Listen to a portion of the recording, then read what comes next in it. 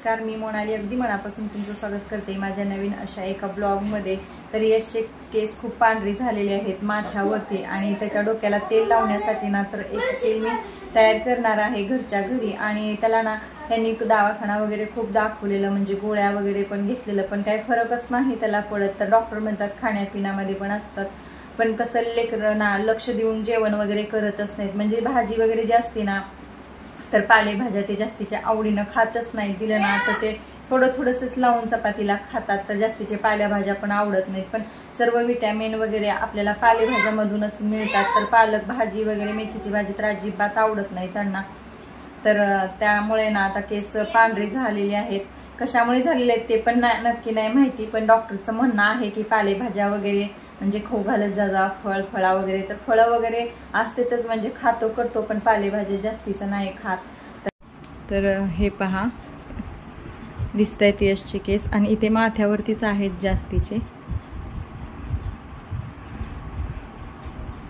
आणि ह्या वर्षात तर खूपच जास्तीचे दिसायला लागलेत। गेल्या वर्षी ना एखादे दुसरे दिसायचे, पण ह्या वर्षी ना खूपच जास्तीचे दिसायला लागलेत। पाठीमागे फिरवर तिकडे, पाठीमागे बॅकला नाही येत, इथे जास्त टाळूवरती तेवढे आहेत, खाली नाही आहेत इथे। पण इथे जे माथ्यावरचा जो भाग आहे माथ्याचा, इकडे फिरायचं, हां इथे जास्तीचे आहेत। एवढा एरिया असा माथ्यावरतीच जास्त आहेत।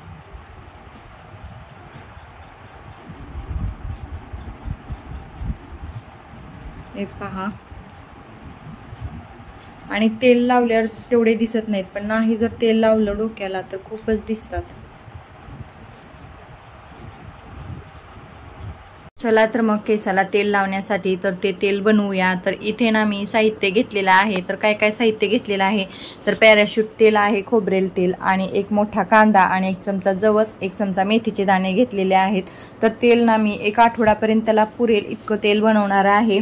तर इथे पॅराशूट तेल एका पातेल्यामध्ये मी ओतून घेते, आणि त्यामध्येच ना एक चमचा जवस, एक चमचा मेथीचे दाणे, आणि कांदा जो घेतलेला आहे तर तो कट करून घेतलेला आहे असे लांबके चॉक्स ते, आणि त्यामध्ये सर्व मी ॲड करते। आणि ते छानपैकी आपल्याला ना गॅसवरती आता शिजवून घ्यायचं आहे। आणि इतकं शिजवायचं आहे की ते पूर्ण मेथीचे दाणे, जवस आणि कांदा जो आहे आपला तर तो काळा पडला पाहिजे इतका शिजवून घ्यायचा आहे, जेणेकरून ना कांदा, मेथीचे दाणे, जवस त्यामधला सर्व जो अर्क आहे तर तो तेलामध्ये उतरेल। तो इथेपर्यंत शिजवून घ्यायचा आहे आपल्याला। आणि मी हे 2 ते 3 महिने झालं म्हणजे हे तेल बनवते, आणि आठवड्याला बनवते आणि त्याला लावते, पण काय अजून तर फरक काय नाही पडलेला। पण इथून पडेल लवकर रिझल्ट येत नाही आयुर्वेदिकचं, तर 6 महिने तर लागतात त्याला। तर आपल्याला घरच्या घरी हा उपाय करायला काय हरकत आहे, म्हणून मी ते करते। आणि पाठीमागच्या बॅकच्या बाजूला नाही आहेत, पण जास्त माथ्यावरतीच झालेले आहेत। आणि 1-2 असल्यावरती पण म्हणत होते सर्वजण की काढलं ना, 1-2 केस आहेत तोपर्यंत काढलं ना तर जास्तीचे येतात म्हणून। तर मी सुरुवातीपासून त्याचे केस 1-2 जेव्हा पांढरे वाटले तेव्हापासून मी काढलेलीच नाहीये। तर असे एक होत ना बरेच झालेले आहेत। आणि तेल जर लावलं तर तितकं दिसत नाहीत, पण नाही तेल लावलं ना तर खूपच जास्त असे पांढरे केस दिसतात। तर बघूया, आता 2 ते 3 महिने होत आलेले आहेत, अजून 1-2-3 महिन्यांनी तर निदान 6-7 महिने तर झाल्यानंतर ना काय फरक पडेल तो पडेल। तर म्हणतात आयुर्वेदिकचा फरक पडतो, पण सावकाश असतो। तर अशा प्रकारे आपला सर्व कांदा काळा झालेला। तर हे जे साहित्य घातलेलं होतं, कांदा, जवस आणि मेथीचे दाणे, तर हे सर्व काळे पडलेले आहेत। तर आपलं आता तेल तयार झालेलं आहे। तर आता मी गॅस बंद करून घेते, आणि एक 10 ते 15 मिनिटासाठी ना तेल थंड करायला ठेवते। थंड झालं ना तर हे आपल्याला गाळून ना एका बंद बॉटलमध्ये भरायचं आहे। तर इथे मी बॉटल घेतलेली आहे। तर आता हे सर्व मी गाळून घेते, जे कांदा वगैरे होतं ना ते बाजूला करायचं, आणि तेल हे सर्व आपण गाळून घ्यायचं एका बंद बॉटलमध्ये। आणि आता हे बंद बॉटलमध्ये मी सर्व भरून घेते, आणि मग लगेच यशच्या केसांना सुद्धा लावून मसाज करून घेते। आणि मी आता ना 2 महिने झालं तर हे करते ट्राय। तर बघूया, आता आयुर्वेदिकला थोडासा वेळ लागतो, पण ह्याचा म्हणजे रिझल्ट नक्की येतो। तर मी ट्राय तरी करते आता। तर आता हे तेल सर्व मी गाळून घेतलेलं आहे, आणि आता यशला थोडंसं लावून घेते मी, लगेच मसाज करून घेते। आणि पूर्ण असं तेल ना सुरुवातीला स्काल्पला लावून घ्यायचं आहे, पूर्ण चौकट केसाला, पुढे पाठीमागे, परत माथ्यावरती, इयर टू इयर असं सर्व तेल लावून घ्यायचं आहे आणि मग परत मसाज करायचं राऊंड राऊंड पैकी. आणि त्याला तर हे वास आवडतच नाही. मम्मी मसाल्याचा वास आल्यासारखं येतो असं म्हणतो दरवेळेस. तरी दुसऱ्या दिवशी तो वॉश करतो, पण मी एक दिवस पूर्ण केसांना तेल ठेवते. तो सतत म्हणत असतो, रुद्र सुद्धा म्हणत असतो की जवळ असलं ना मम्मी नुसता मसाज. तर आता संध्याकाळचे 7 वाजलेले आहेत आणि माझी आता स्वयंपाकाची तयारी चालू आहे संध्याकाळच्या. आणि ते ना मटकी भिजायला टाकलेली होती मी दिवसभर. तर आता हे एका रुमालमध्ये बांधून ठेवते जेणेकरून ते मोड येतील त्याला. तर त्यासाठी एका रुमालमध्ये कॉटनच्या बांधून ठेवलेली आहे. आणि ते ना हे आळूचे पानं आहेत. काल तुम्हाला म्हणलेलं की आमच्या घरी पाहुणे आलेले होते, तर पाहुण्याने ना आळूचे पानं घेऊन आलेले होते काल. तर एकच दिवसामध्ये पानं पूर्ण सुकून गेलेले, फ्रीजमध्येच ठेवलेलं होतं तरी सुद्धा सुकलेले आहेत. तर सुकलेले काढलेले मी आणि एका टोपल्यामध्ये जे जे चांगले आहेत ते सर्व ना मिठाच्या पाण्यामध्ये भिजायला ठेवलेले होते 1 तासभर. ते कारण ना तर ते खवखव करतात पाने. आपण जे खातो ना भजी वगैरे अथवा वड्या वगैरे बनवलं ना तर पानं आळूची खूप खवखव करतात. तर ते करू नये म्हणून ना मी त्याला ना 1 तास मिठाच्या पाण्यामध्ये भिजलेलं. आणि आता पिठामध्ये सुद्धा एक लिंबू मी पिळून घेतलेला आहे. जे पानं जे आहेत ना तर ते खवखव करणार नाहीत, त्यामुळं ना मी 1 तास मिठाच्या पाण्यामध्ये भिजत टाकलेली आणि परत पिठामध्ये सुद्धा एक लिंबू पिळलेला आहे. तर पानं ना कालच आणलेले होते पाहुण्याने, तर 1 दिवसामध्ये सुकलेले उन्हामुळे. तर फ्रीजमध्ये सुद्धा ठेवलेलं होतं कपड्यामध्ये असं पॅक करून, तरी सुद्धा ते सुकलेले सुकलेले काढलेले आणि एक 5-7च छान आहेत पानं.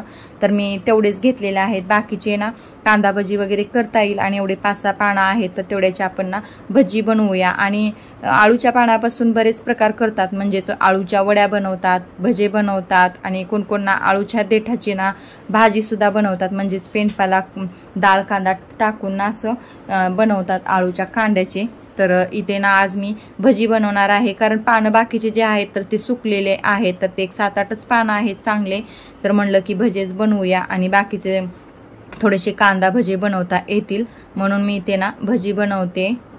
आणि जास्तीचे आळूचे पानाचे भजे अथवा वडे कोणालाच घरी आवडत नाहीत, पण ते आपल्या शरीरासाठी चांगले आहेत, मुतखड्यासाठी ते म्हणून खावे म्हणतात म्हणून. आणि आईला आवडतात जास्तीचे, आम्हाला कुणालाच आवडत नाही. तरी एखादे दुसरा आम्ही खातोच, पण ते खवखव करतं म्हणून नकोच वाटतं. पण थोडंसं लिंबू पिळलं आणि मिठाच्या पाण्यात वगैरे भिजायला टाकलं तर जास्तीचे खवखव करत नाहीत पानं. तर अशा प्रकारे मी बनवते. तर इथे ना थोडासा कांदा पण कट करून घेऊन ना बाकीच्या पिठामध्ये राहिलेला तर कांदे भजे केलेले आणि सोबतच ना मी तांदळाचे पट्टी पापड करून आणलेले, परवा तुम्हाला दाखवलेले मी. तर ते पण तळून पाहिलेले नव्हते मी, तर म्हणलं ते पण तळून पाहूया कसं ही भजे वगैरे करते. तर पापडे वगैरे स्वयंपाक करते वेळेस बराच वेळ झालं खडखड असा आवाज येतोय. तर इथे रॅक आहे, तर रॅकच्या बाजूला पाहिलेलं आणि फ्रीजच्या इथे सुद्धा. तर हे पहा बटाटा घेऊन गेलेला आहे उंदराने तिकडे आणि ते खातोय आणि खडखड असा आवाज येतच आहे. मी बराच वेळ झालं स्वयंपाक इथे किचनमध्ये करते वेळेस. तर पहा बटाटा पूर्ण कुरतडलेला आहे उंदराने. तरी बराच वेळ झालं फ्रीजच्या बाजूला काय खडखड आवाज येतोय. तर उंदराने एवढी कमाल केलेली आहे, म्हणजेच बटाटा होता वाटतं ते टोपल्यातली, तर घेऊन गेलेला आहे तिकडे फ्रीजच्या पाठीमागे आणि तो डायरेक्टली जाळीमध्ये सापडला. तर आता काहीतरी त्याच्यासाठी उपाय करावाच लागेल. आणि खूप वेळ झालं, म्हणजे आता मी इथं स्वयंपाक बनवते तरी सुद्धा आवाज येतो. तर घरातील उंदीर पळून जावावे अथवा मरावे ह्यासाठी ना एक औषध तयार करणार आहे घरच्या घरी. तर मी काय काय साहित्य घेतलेलं आहे, गहू, साबण, पाऊंस पावडर आणि डेटॉल इतकं साहित्य घेतलेलं आहे. तर एका वाटीमध्ये थोडंसं गहू घेतलेला आहे आणि साबण जे आहे तर ते खिसून पूर्ण त्याची पावडर तयार केलेली आहे आणि त्यामध्ये थोडंसं पाऊंस पावडर ऍड केलेलं आहे आणि 1 चमचा डेटॉल आणि साबणमध्ये खूप केमिकल असतात आणि डेटॉलचा तर वास खूप उग्र असतो. तर हे सर्व मी गव्हाला लावून घेतलेलं आहे. तर हे एक प्रकारचं औषध तयार झालेलं आहे आणि तसंही मी घरी आज भजे बनवलेले आहेत. तर हे सर्व औषध मी भज्यामध्ये व्यवस्थित भरून घेते दोन्ही भजेमध्ये आणि ते ना फ्रीजच्या जाळीमध्ये फ्रीजच्या बाजूला ठेवून देते. आणि उरलेलं जे औषध आहे तर एका कागदाच्या पुडीमध्ये ते बांधून घेते व्यवस्थित असं आणि कागदाला होल मारून घेते छोटे छोटेसे, जेणेकरून ते वासाने वगैरे ना बाहेर पळून जातील उंदीर. तर अशा प्रकारे मी औषध तयार केलेलं आहे घरच्या घरी आणि ह्याला जुगाड असे म्हणतात.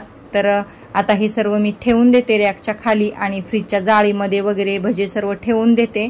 तर हा व्हिडिओ इथेच थांबवते. आवडल्यास चॅनेलला लाईक, शेअर आणि सबस्क्राईब करा. तर असेच चॅनेलशी कनेक्ट राहा. खूप सारे प्रेम द्या, खूप सारे आशीर्वाद द्या. तर भेटूया अशाच एका न्यू ब्लॉगमध्ये. तोपर्यंत बाय.